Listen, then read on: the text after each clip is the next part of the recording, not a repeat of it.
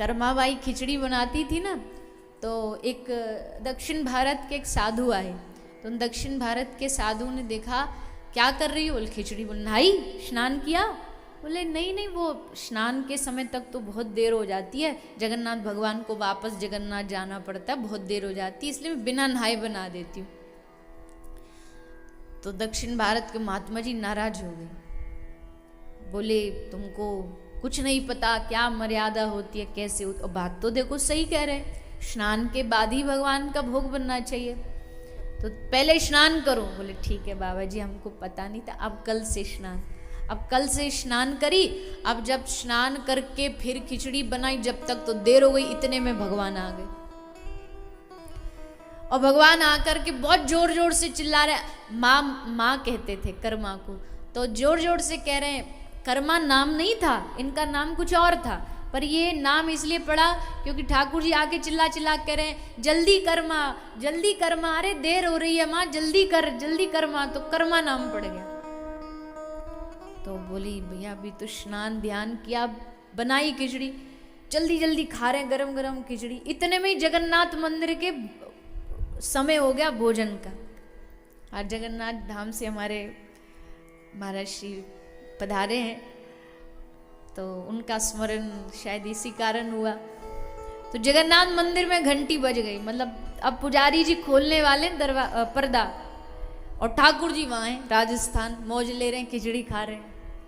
दुनिया का अकेला, पूरे विश्व में अकेला एक ऐसा मंदिर है जहां एकादशी को भी खिचड़ी का भोग लगता है, कर्मा की खिचड़ी।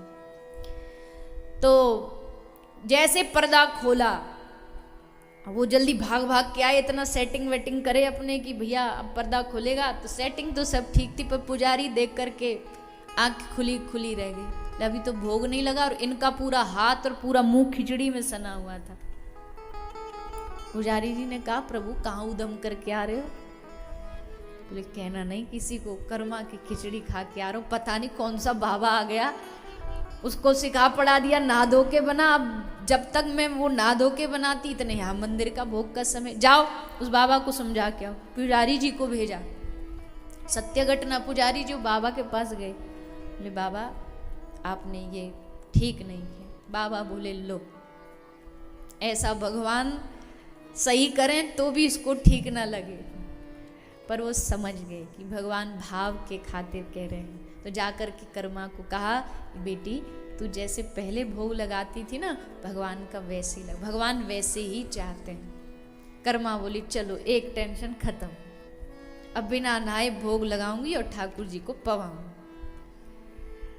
तो कई बार हम गलती सुधारने के चक्कर में खुद माथे पे अपराध ले लेते। ऐसे कई, एक रामानंदी साधु थे, कुछ एक मंत्र जपते थे, राजीव लोचन कमल नयन, तो उल्टा जपते थे, किसी ने आके सीधा करा दिया तो भगवान सपने में गए, बोले नहीं उल्टा ही ठीक है, हम उल्टा ही जपना पसंद है हमें। तो विचित्र ठाकुर हैं ये, विचित्र भगवान है। तो कृष्ण ना भी बोलता कई लोगों से, किशन बोलते, हरे किशन, उसमें भी ठाकुर जी मान लेते, चलो हमारा नाम